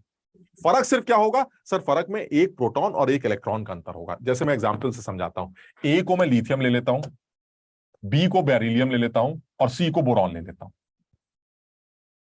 अब पता नहीं तुम्हें पढ़ा है कि नहीं, ये सब तुम्हारे ऊपर ही छोड़ रखा है मैंने, कि लिथियम के आगे बेरिलियम होता है, बेरिलियम के आगे बोरॉन होता है, और ये सेकंड पीरियड में लोग आगे चल रहे हैं। ठीक, अब मैं तुम्हें कॉन्फ़िगरेशन लिख के दिखाता हूं। लिथियम का जो कॉन्फ़िगरेशन होता है, 3 की वजह से, अभी हमने लिखा भी था 1s2 2s1 होता है, और बेरिलियम का जो कॉन्फ़िगरेशन है वो 1s2 2s2 होता है। Boron is 1s2 2s2 2p1। Clear? Yes sir. ठीक, अच्छा, अब तुम ये देख पा रहे हो कि तीनों लोगों में एक सिमिलैरिटी है कि तीनों की सेकंड शेल ही भर रही है। देख लीजिए, 2 1 2s1, सेकंड शहर का एस इलाका भरने लगा, सेकंड शहर का एस इलाका जब भर गया तो पी इलाका भरने लगा, लेकिन शहर सेम है सर, इलाके, मेरी सब लोग बात समझ रहे कि नहीं, सेकंड शहर में एस इलाका भी था, पी इलाका भी था, तो एक बार एस भर देंगे, जब एस भर जाएगा तो पी भर देंगे, लेकिन शहर सेम रहेगा सर। यानी यहां से लेके जब आप आगे बढ़ते हैं तो शहर सेम रहता है। आप बोरॉन के बाद अगर और आगे बढ़ते हैं, तो बोरॉन के बाद आगे बढ़ने के बाद आपको कार्बन नजर आता है, बोरॉन के बाद कार्बन, कार्बन के बाद नाइट्रोजन, नाइट्रोजन के बाद ऑक्सीजन। जरा आप इनके भी कॉन्फ़िगरेशन लिख के देखिए जरा। बोरॉन का कॉन्फ़िगरेशन ये हो गया, अब कार्बन का लिखते हैं 1s2 2s2 2p2। बताओ समझे, क्या शहर बदल गया? सर नहीं। नहीं सर, शहर सेम रहता है। यानी मैं तुम्हें बताना ही चाह रहा हूं कि पीरियड में आगे बढ़ने पर शेल नहीं चेंज होती, शेल नहीं बढ़ती, बात खत्म। यानी मैं अपने आगे वाले से बात करूं, आगे वाला अपने आगे वाले से बात करे, कोई किसी से बात करे, अगर आप एक ही पीरियड में मूव कर रहे हैं तो shell remains constant, shell increase नहीं करे। तो फिर इंक्रीज और बढ़ता क्या है? बढ़ता है सर, आप ध्यान से देखिए, एक प्रोटॉन यहां बढ़ गया और एक इलेक्ट्रॉन भी बढ़ गया, समझिए। यानी जैसे जैसे आप आगे बढ़ते हैं तो एक प्रोटॉन भी बढ़ता है, एक इलेक्ट्रॉन भी बढ़ता है। यहां तक ठीक है? प्रोटॉन कहां बढ़ता है? प्रोटॉन न्यूक्लियस में बढ़ता है। और इलेक्ट्रॉन कहां बढ़ता है, ये काम की बात। इलेक्ट्रॉन बढ़ता है उसी शेल में जिस शेल में मैं था, समझो। यानी इस केस में जो इलेक्ट्रॉन बढ़ा वो सेकंड शेल में ही बढ़ा, इस केस में भी जो इलेक्ट्रॉन इंक्रीज हुआ वो सेकंड शेल में इंक्रीज हुआ, इस केस में भी जो इलेक्ट्रॉन इंक्रीज हुआ वो सेकंड शेल में इंक्रीज हुआ। मैं बताना क्या चाह रहा हूं, जो प्रोटॉन है वो दुश्मन है तुम्हारा, क्योंकि वो तो खींचता है, याद है वो पुलिंग नेचर वाली बात। और जो इलेक्ट्रॉन्स होते हैं वो दोस्त होते हैं, क्योंकि वो बचाते हैं। सब लोग समझ पा रहे हैं मेरी बात को? यानी दो लोग हो गए, एक प्रोटॉन है सर, वो दुश्मन है सर, वो अट्रैक्ट करेगा, वो गोली मारने वाला आदमी, और जो दोस्त है मेरे वो इलेक्ट्रॉन्स हैं। हो क्या रहा है कि जब मैं यहां से आगे बढ़ता हूं, एक दुश्मन भी बढ़ा दिया, एक दोस्त भी बढ़ा दिया। दिक्कत सर ये है कि जो दोस्त बढ़ता है मेरा, वो मेरे ही शेल में आके खड़ा हो जाता है। ये देख पा रहे हो कि नहीं? जो दोस्त एक इंक्रीज करेगा तो उसी शेल में, सेकंड शेल में आके खड़ा हो जाएगा। और हमने क्या पढ़ा था कि उसी शेल में जो आदमी आता है उसकी शील्डिंग पुअर होती, कम होती।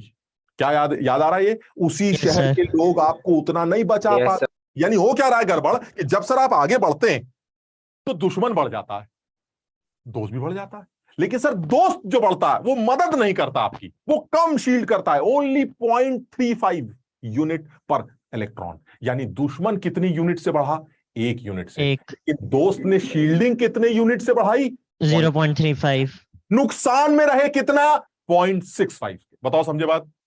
Yes sir. यानी मैं ये बताना चाह रहा हूं कि अगर आप पीरियड में एक एक कदम आगे बढ़ते जाएंगे तो आपके दुश्मन बढ़ते जाएंगे, आपके दोस्त बढ़ते जाएंगे। लेकिन दिक्कत यह है कि दोस्त बढ़ेंगे उसी शहर में, और शहर के दोस्त बहुत कम मदद कर पाते हैं, इसलिए इफेक्टिव न्यूक्लियर चार्ज बढ़ता जाएगा। बताओ समझे बात? जब दोस्ती नहीं बढ़ रही, जब स्क्रीनिंग नहीं बढ़ रही है, शील्डिंग नहीं बढ़ रही है दोस्तों की, तो फिर तो वो दुश्मन मजबूत होता जाएगा, और दुश्मन मजबूत होता जाएगा तो तेजी से खींचेगा। यानी इफेक्टिव न्यूक्लियर चार्ज इंक्रीज होता जा रहा है। यानी किसी भी पीरियड में जब आप लेफ्ट से राइट मूव करते हैं तो इफेक्टिव न्यूक्लियर चार्ज इंक्रीज करता है। बताओ समझे बात? ये क्वालिटेटिव समझ रहे हैं? क्वालिटेटिव मतलब सर दोस्त भी बढ़ रहा है, दुश्मन भी बढ़ रहा है, दुश्मन 1 यूनिट से बढ़ रहा है, और दोस्त हमारी मदद ज्यादा करता नहीं, तो सर दुश्मन हमारे ऊपर हावी होता जाएगा, हमें खींचना शुरू कर देगा, हमारा इफेक्टिव न्यूक्लियर चार्ज बढ़ जाएगा सर, इसकी वजह से हमारा साइज छोटा हो जाएगा। बताओ समझे? यानी जैसे जैसे Yes, आप sir. आगे बढ़ेंगे आपका इफेक्टिव न्यूक्लियर चार्ज बढ़ता जाएगा, यानी न्यूक्लियर पुल आउटर इलेक्ट्रॉन्स पर बढ़ेगा, जिसकी वजह से वो श्रिंक करने लगेगा और एटम छोटा होता चला जाएगा। यानी जनरल ट्रेंड या पीरियोडिसिटी पीरियोडिक टेबल के अंदर लेफ्ट से राइट मूव करने पर एटॉमिक साइज घटना चाहिए। क्लियर? Yes sir. ये तो थ्योरेटिकल एक्सप्लेनेशन हो गया। अब मैथ्स लगा के देख लेते हैं। हम इन दो चार लोगों का इफेक्टिव न्यूक्लियर चार्ज कैलकुलेट ही कर लेते हैं। तो याद है अभी तुमने लिथियम का इफेक्टिव न्यूक्लियर चार्ज कैलकुलेट किया था और तुमने बताया था लिथियम का जो इफेक्टिव न्यूक्लियर चार्ज है वो 1.3 आया था। तुम एक बार बेरिलियम कौन निकाल दो। चलो बेरिलियम का भी कैलकुलेट कर लेते हैं, अलग से कर लेते हैं। बिल्कुल सही। बेरिलियम का सिग्मा निकालो। कैसे आएगा सिग्मा? मतलब शील्डिंग कैसे निकलेगी? बचा हुआ एक आदमी 1 इंटू 0.35 प्लस 2 इंटू 0.85, सही कर रहे हैं? ये आ जाएगा 2.05। तो फिर Z इफेक्टिव कितना आएगा? Z इफेक्टिव आएगा 4 में से 2.05 माइनस कर लेंगे, ये आ जाएगा 1.9। बिल्कुल सही, यानी दिस विल बी 1.95। चलिए और आगे चलते हैं। आप बोरॉन कौन निकाल लो जरा। बोरॉन के लिए आ जाएगा 2 इंटू 0.35 प्लस 2 इंटू 0.85। सही कर रहे हैं क्या? हाँ, तो ये कितना आ जाएगा? ये आ जाएगा 1.7 और 0.7 2.4। इससे Z इफेक्टिव कितना आ जाएगा? Z इफेक्टिव आ जाएगा 5 माइनस 2.4 दैट इज 2.6। यानी इसका इफेक्टिव ना तुम देख पा रहे हो मैथमेटिकली आगे बढ़ने पर इफेक्टिव लगातार बढ़ता चला जा रहा है। Yes, sir. और अगर आगे बढ़ने पर इफेक्टिव न्यूक्लियर चार्ज बढ़ता जाता है तो इसका मतलब है आपका एटम श्रिंक करता जाएगा, बढ़ता चला जाएगा। यानी पीरियोडिक टेबल की ये पीरियोडिसिटी, इस प्रॉपर्टी की ये पीरियोडिसिटी ये कहती है कि left to right movement atomic radius को घटाती है। It is only due to increment in the effective nuclear charge. ये पहली बात।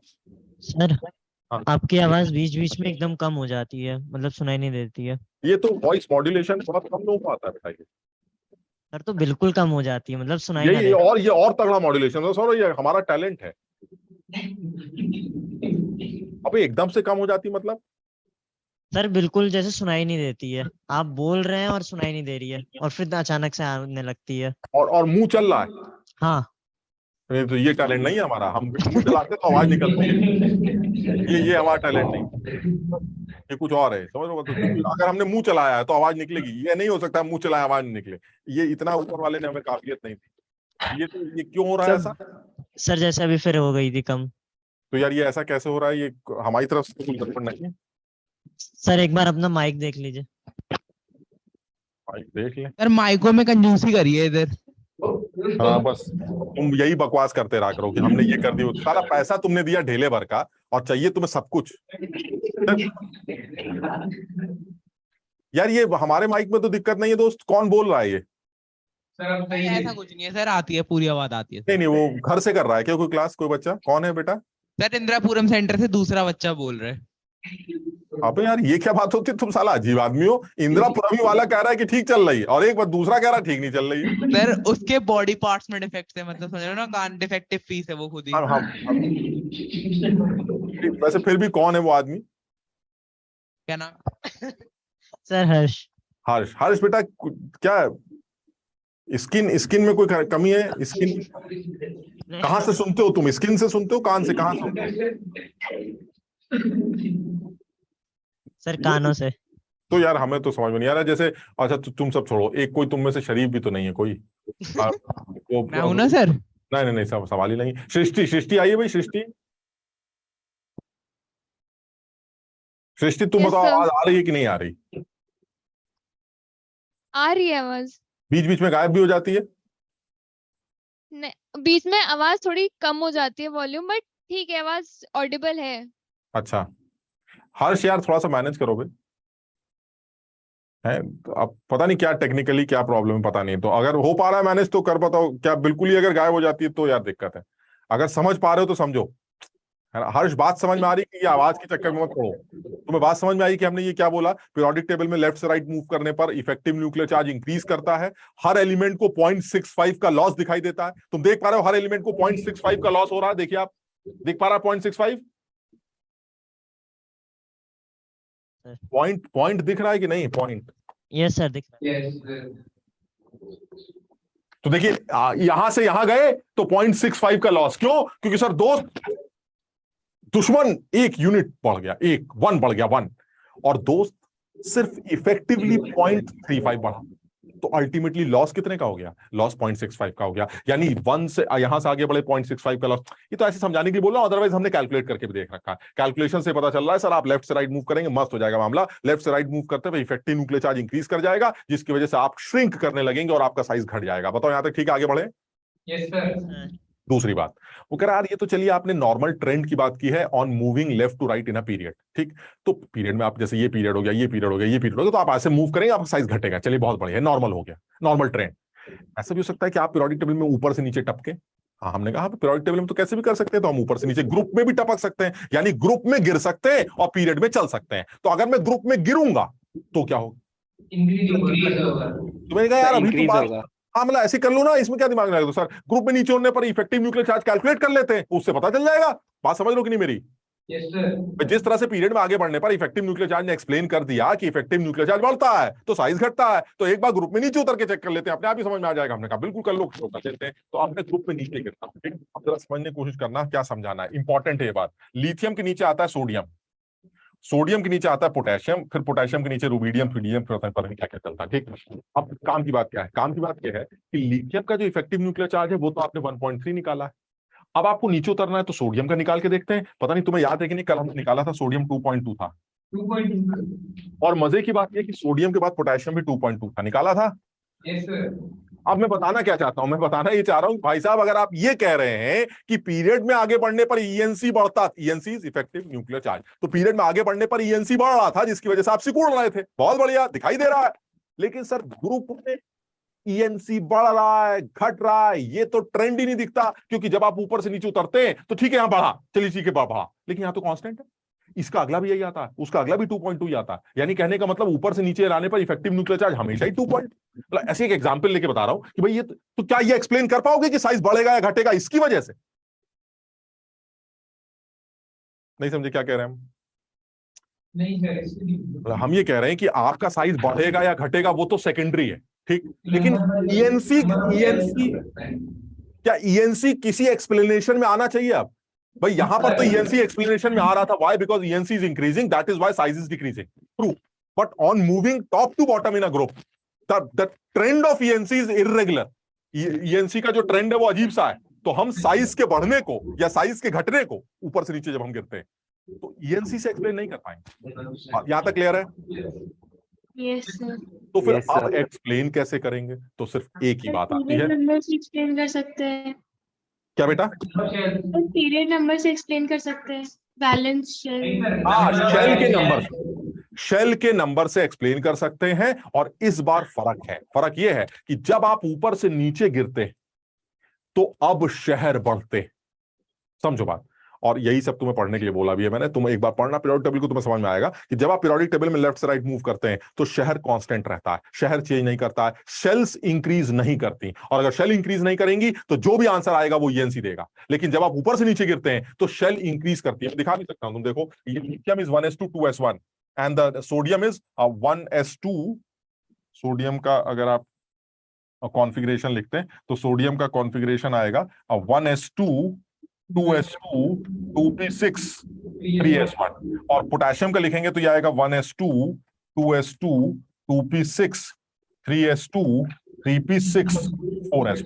आप ध्यान से देखिए जरा हो क्या रहा है यहां पर। देखिए सर लिथियम का सेकंड शेल है 2s1, सोडियम का तीसरा शहर है 3s1, पोटेशियम का चौथा शहर है 4s1। क्या बताना चाह रहा हूं मैं बताना चाह रहा हूं जब आप ऊपर से नीचे गिरते हैं तो शायद शहर ही बढ़ जाता है भाई, शहर ही बढ़ जाता है। सर जब शेल ही बड़ी हो जाएगी तो साइज तो बड़ा हो ही जाएगा, इसमें सोचना क्या है? इसका ईएनसी से क्या लेना देना? कोई लेना देना नहीं। बताओ समझे? Yes sir. यानी तुम्हें दो बातें बताई जा रही, पीरियड में आगे बढ़ने पर साइज का घटना is decided by ENC, it is not because of shell का बढ़ना घटना, क्योंकि शेल में कोई चेंज नहीं आता। So deciding factor will be ENC. Since on moving left to right in a period the effective nuclear charge is increasing, so size is decreasing. Second thing, on moving top to bottom in a group, size increases due to increment in the shell number. It is nothing lena dena from this ENC. पहले यहां तक समझ लो, समझ में आई? Yes, sir. Yes, sir. कोमल, कोमल हो बेटा आज? Yes sir. शाबाश, समझ में आया बेटा? Yes sir. ठीक। लेकिन अभी हम लफड़ों की बात नहीं कर रहे हैं, कोई लफड़े वफड़ेबाजी नहीं, बिल्कुल सीधी बात चल रही। आगे गए, सिकुड़ते गए, ऊपर से नीचे गिरे, बढ़ते गए। एक्सप्लेनेशन बिल्कुल सीधा है। आगे जाने पर सिकुड़ना ईएनसी के बढ़ने की वजह से होता है, क्योंकि आगे जाने पर शील्डिंग कमजोर होती, क्योंकि हमारे दोस्त हमें शील्ड नहीं कर पाते, तो शील्डिंग के कमजोर पड़ने से इफेक्टिव न्यूक्लियर चार्ज बढ़ जाता है। इफेक्टिव न्यूक्लियर चार्ज बढ़ने से हम सिकुड़ जाते हैं। ऊपर से नीचे गिरते वक्त हम ईएनसी का नाम ही नहीं लेंगे, एकदम बिल्कुल बंद, एकदम ईएनसी मुंह से निकलना ही नहीं चाहिए। ऊपर से नीचे गिरते वक्त ईएनसी का जिसने नाम ले लिया समझ लिया गलत हो गया। ईएनसी का नाम नहीं लेना, एक ही नाम लेते हैं। ऊपर से नीचे गिरते हैं, शेल बढ़ती जाती है, शेल बढ़ती जाएगी तो साइज बढ़ता जाएगा, यानी ऊपर से नीचे हमारा साइज इसलिए बढ़ रहा है क्योंकि शेल बढ़ रही। बात खत्म। यहां तक क्लियर है? Yes, sir. लेकिन अब एक स्टेप और ऊपर बढ़ते हैं। लेकिन अगर ऊपर से नीचे गिरते वक्त साइज न बढ़ा या साइज घट गया ऊपर से नीचे गिरते वक्त, नॉर्मल है या एबनॉर्मल है? एबनॉर्मल। तो इस बात को एक्सप्लेन करने ईएनसी आएगा। समझो बात? यानी नॉर्मल ट्रेंड साइज का बढ़ना is due to increment in the shell. Clear? But अगर कोई लफड़ा हुआ, हम अभी लफड़ों की बात करेंगे, अगर कोई लफड़ा हुआ था तो उस लफड़े को एक्सप्लेन करने ईएनसी को आना पड़े बस। यानी पीरियोडिक टेबल में टॉप से बॉटम गिरते वक्त अगर कुछ लफड़े दिखते हैं तो उस लफड़ों का सबसे बड़ा रीजन होता है effective nuclear charge. Otherwise normal trend को ईएनसी एक्सप्लेन नहीं करता अगर आप टॉप से बॉटम की बात कर रहे हैं। हम समझाएंगे इस बात। समझ में आई बात? Yes, sir. Yes sir. ठीक है। तो ये हमारी नॉर्मल पीरियोडिक, तो ये जो हम बोल रहे हैं ना, ये लिखा हुआ है, हम तुम्हें लिख के अभी दे भी देंगे। तो जो ये नॉर्मल ट्रेंड की आप बात कर रहे थे, ये नॉर्मल ट्रेंड मैंने लिख रखा है। ये देखिए, ये नॉर्मल ट्रेंड है। एक बार बताओ तो पढ़ के देख लो इसको। ये नॉर्मल ट्रेंड है पीरियोडिक टेबल के अंदर। Variation in a period, period के अंदर क्या वेरिएशन हो सकता है? पीरियड के अंदर जो वेरिएशन है वो लिखा हुआ है, variation in a period. On moving left to right due to increase nuclear charge the size decreases. And variation in the group क्या हो सकता है? ग्रुप का variation on moving top to bottom due to extra additional shell. याद है? 2s1, 3s1, 4s1, 5s1 due to extra additional shell the size increases. देखो second वाली line में मैंने कहीं पर ईएनसी का नाम नहीं लिया, बट ऊपर वाले केस में जो भी कुछ है वो ईएनसी की वजह से। क्लियर? Sir. यहां तक ठीक है? आगे बढ़े Yes, आप। sir. अब आते हैं लफड़ों पे। Irregularity, this is normal trend, normal periodic table. लेकिन तुम्हें पता ही है झंझट है केमिस्ट्री के अंदर, तो होता है तो यहां भी होगा। और यहां झंझट की बात शुरू करते हैं, and that is irregularity. What is irregularity? Irregularity is लफड़ा। नॉर्मल बात से हट के कोई बात चल रही है, लफड़ा।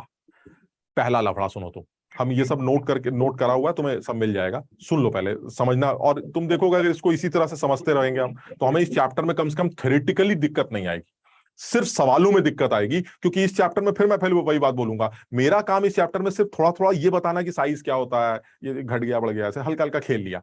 तुम्हारा काम है प्रैक्टिस करना सवालों की। और इस चैप्टर को करना या सीखने में तो पूरा पूरा महीनों निकल जाएंगे, क्योंकि इतने सवाल बनाए जा सकते हैं, तुम्हें पता ही है। पीरियोडिक टेबल में इतने एलिमेंट्स हैं कि उनकी प्रॉपर्टीज को आपस में ले दे के ऐसे बर्बाद किया जा सकता है बच्चों को, जिसकी कोई लिमिट ही नहीं।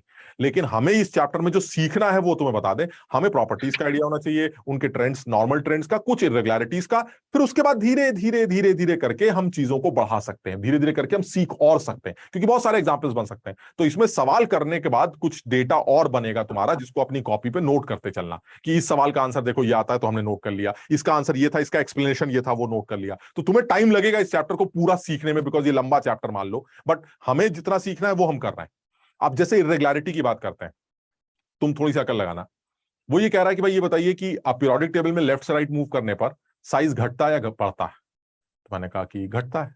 तो उसने कहा क्यों घटता है? तो मैंने बता दिया कि इफेक्टिव न्यूक्लियर चार्ज इंक्रीज करता है, जिसकी वजह से आपका साइज जो है डिक्रीज करता है on moving left to right. ठीक। उसने कहा कि इसका मतलब तो ये हुआ कि जैसे आप आगे चल रहे हैं तो ऐसा होना चाहिए कि साइज ऐसे करके सिकुड़ता जाएगा, जैसे जैसे जैसे जैसे आप आगे चलेंगे तो वैसे वैसे आपका साइज ऐसे कम होता चला जाएगा। बताओ, समझ रहे हो बात? Yes, sir. तो ऐसे में तो जो सबसे आगे आदमी मिलेगा आपको, वो सबसे छोटा होना चाहिए, नहीं? Yes sir. भाई आप गजब आदमी हो। अबे तुम केमिस्ट्री मत लगाओ ना, केमिस्ट्री पढ़ी नहीं, तुम जबरदस्ती इसमें बैंड बजा दोगे, हमारी भी अपनी भी। हम ये कह रहे हैं आगे जाने पे साइज घटता है, तो इसका मतलब जो सबसे आगे आदमी होगा सबसे छोटा होना चाहिए ना। Yes, yes sir. सर। वो एक्चुअली सबसे बड़ा होता है। लफड़ा या नॉर्मल हुआ? सर वो नोबल Abnormal. गैस का कुछ एक्सेप्शन था ना? ये नोबल गैस का ही एक्सेप्शन। तुम बताओ ये लफड़ा लग रहा है या नॉर्मल है? लफड़ा। लफड़ा है सर, ये तो लफड़ा है, ये तो है ही नहीं सकता ना, इसके बात होती सर, आगे चल रहे छोटा होना चाहिए, तो आगे वाला सबसे छोटा होना चाहिए। इसके अलावा सर नॉर्मली जो लगता है वो हमें ये लगता है, यानी अगर मैं इर्रेगुलरिटी की बात करूं तो जो पहली इर्रेगुलरिटी है वो ये आपके सामने है। अब इनको अगर मैं इसको छुपा लूं तो हो क्या रहा है, ये ऐसा चल रहा है भाई, ये आदमी बड़ा है, फिर आगे गए थोड़ा छोटा हो गया, फिर और छोटा हो गया, फिर और छोटा हो गया, ऐसे करते करते करते हमें जो लास्ट आदमी मिलना चाहिए वो सबसे छोटा मिलना चाहिए, एक्चुअली वो सबसे बड़ा होता है। एंड दिस इज लफड़ा, ये पक्का लफड़ा। तो अब कैसे एक्सप्लेन करेंगे, तो इसको साइंटिस्ट ने इस तरह से एक्सप्लेन किया है कि जब आप पीरियोडिक टेबल में लेफ्ट से राइट मूव करते हैं, अब देखो फिर वही है, तुम्हारे ऊपर है, तुमने अगर देखा हो पढ़ा हो तो तुमने देखा होगा सबसे आखिर में इनर्ट गैसेज आती 18th ग्रुप, हीलियम, नियॉन, टियॉन, पियॉन जो आती है। तो अगर आप सबसे आगे की बात करते हैं, टियॉन पियॉन नहीं होता, ऑर्गन पार्गन समझ लो, तो जो सबसे आगे के जो लोग होते हैं, सबसे आगे के जो लोग हैं वो इनर्ट गैसेस। तो सबसे आगे अगर वो है तो जैसे मैं तुम्हारे आगे गया तो सबसे छोटा तुम्हें दिखाई देना चाहिए, जबकि तुम सबसे बड़े होते हो अपने पीरियड में। उसका रीजन ये है कि generally inert gases bonds form नहीं करते, मतलब समझ लो, इवन ना कोवेलेंट बॉन्ड ना मेटालिक। तो उन बॉन्ड्स की, उन इनर्ट गैसेस की हम वैंडरवॉल रेडियस ही जानते हैं, समझो बात। और इनर्ट गैसेस की अगर आप सिर्फ वैंडरवॉल रेडियस ही कैलकुलेट करते हैं तो वो तो हमेशा ही बड़ी होती है कोवेलेंट रेडियस से। बताओ समझ लो बात। यानी मैं ये बताना चाह रहा हूं कि पीरियड में जब आप आगे बढ़ते हैं तो सबसे आखिर आदमी इनर्ट गैस मिलता है, और इनर्ट गैस बड़ा होता है नहीं होता हमें नहीं पता, लेकिन जो साइज हमें पता है उसके बारे में, जो हम निकाल सकते हैं वो साइज बहुत बड़ा है। तो इसका मतलब ये हुआ पीरियोडिक टेबल में लेफ्ट से राइट मूव करते वक्त सबसे आगे सबसे बड़े साइज की इनर्ट गैस होती है उस पीरियड की। क्यों? क्योंकि सर मैं उस इनर्ट गैस का सिर्फ वैंडरवॉल रेडियाई कैलकुलेट करता हूं, जिसकी वजह से वो वैल्यू हमेशा उस ग्रुप में सबसे बड़ी होती है। क्लियर? यानी पहली इरेगुलरिटी ये मिलती है कि पीरियोडिक टेबल में सबसे आखिरी इनर्ट गैस सबसे छोटी होनी चाहिए, वो सबसे बड़ी है। It is only because of van der Waals radius of that inert gas. दूसरे लफड़े पे आते हैं, बस एक सेकंड, बस दूसरा लफड़ा बोल के आज क्लास खत्म कर देंगे। दूसरा, इसको एक्सप्लेन थोड़ा समझते हैं। दूसरा लफड़ा क्या है, तुम मुझे बताना कि लफड़ा है या नॉर्मल है। ठीक, मैं जो डी सीरीज होती है, जो डी ब्लॉक एलिमेंट्स होते हैं, तुमने देखा पीरियोडिक टेबल में एक बिल्डिंग इधर होती है, एक बिल्डिंग उधर होती है। शुरू वाली बिल्डिंग को एस ब्लॉक बोल देते हैं, उधर वाली बिल्डिंग को पी ब्लॉक बोल देते हैं, बीच में डी ब्लॉक के ऐसे लोग लेटे पड़े रहते हैं। ठीक, तो वो जो बीच के डी ब्लॉक के एलिमेंट्स हैं, जिनको ट्रांजिशन एलिमेंट्स कहते हैं, ठीक, वो जो डी ब्लॉक के लोग हैं उन डी सीरीज के अंदर के लफड़े की बात कर रहे हैं। ठीक, तो जो डी ब्लॉक के एलिमेंट्स हैं उनमें आगे बढ़ते हैं। ठीक, आगे बढ़ रहे हैं, तुम बताना जरा। आगे गया, साइज छोटा हो गया, साइज अगले वाले का छोटा। ट्रू, नॉर्मल या एबनॉर्मल? नॉर्मल। और आगे गया, साइज छोटा हो गया, नॉर्मल एबनॉर्मल? नॉर्मल। और आगे गया, साइज थोड़ा सा और छोटा हो गया, नॉर्मल एबनॉर्मल? नॉर्मल। थोड़ा सा और आगे गया अगले वाले पे तो उसका साइज ऑलमोस्ट बराबर है मेरे, नॉर्मल एबनॉर्मल? एबनॉर्मल। अबे बराबर है बे, छोटा होना चाहिए ना, बराबर कैसे हो गया? बराबर भी तो एबनॉर्मल हुआ ना। ठीक, चलिए और आगे गए, ये भी मेरे बराबर है, मेरे बराबर मतलब पीछे वाले के बराबर है, नॉर्मल एबनॉर्मल? एबनॉर्मल। और आगे के बराबर आया, और फिर थोड़ा सा आगे गया तो देखा थोड़ा सा बड़ा हो गया, नॉर्मल एबनॉर्मल? और अगले वाले पे गया तो और बड़ा हो गया, एबनॉर्मल एबनॉर्मल? ये लफड़ा है। यानी डी सीरीज के अंदर जब आप लेफ्ट से राइट मूव करते हैं तो शुरू में तो नॉर्मलिटी दिखाई देती है, शुरू में तो आपका साइज घटता है, फिर बीच में अचानक आपका साइज कांस्टेंट होने लगता है, और लास्ट तक आते आते एकदम से बड़ा हो जाता है। एकदम से बड़ा होने का मतलब ये नहीं कि सबसे बड़ा हो जाता है, बट बड़ा भी होना ही एबनॉर्मल। कुछ समझ में आई बात? अब ये एबनॉर्मलिटी कैसे एक्सप्लेन करेंगे, इस बारे में हम अगली क्लास में बात करेंगे, क्योंकि इसमें थोड़ा सा टाइम लगाएंगे समझने में, बिकॉज इससे रिलेटेड और भी बातें होंगी। तो अभी के लिए फिर मैं यही बोलूंगा, तुम्हारे पास टाइम है, अगर तुम अब मेरा कहना मानते हो तो मेरा ये कहना मानो, तुम्हारे पास पढ़ने के लिए मसाला है। अगर तुमने उस मसाले को मजबूत कर लिया तो ये सारी चीजें तुम्हें आसान लगेंगी। तो हम जो बातें कर रहे हैं ये समझने वाली कर रहे हैं, बात समझ लो, क्योंकि हमें यही सब समझ में भी आता है। हमसे अगर कोई पूछे वो सारे गामा वाला जो फलाना मोजले वाली और फलाना वो वाली थ्योरी बता दीजिए, तो हमें उसमें बिल्कुल समझ में नहीं आती, बिल्कुल मजा नहीं आता, लिख के ले आएंगे ऐसे बक देंगे। ठीक, लेकिन ये चीजें थोड़ा समझने वाली हैं, तो ये हम कर लेंगे, इंटरेस्टिंगली कर लेंगे। बट वो जो चीजें हैं जो थोड़ी सी याद रखने वाली है, उनके पास उनका तुम्हें करने का फिर तुम्हारे पास टाइम है, कोशिश करो आजकल की 2 दिन के अंदर, 1 दिन के अंदर उसको कवर करो। ठीक है ना? तो चलो अगली क्लास में फिर बात करते हैं, नेक्स्ट क्लास में मुलाकात करते हैं। ठीक है, चलो बाय बाय।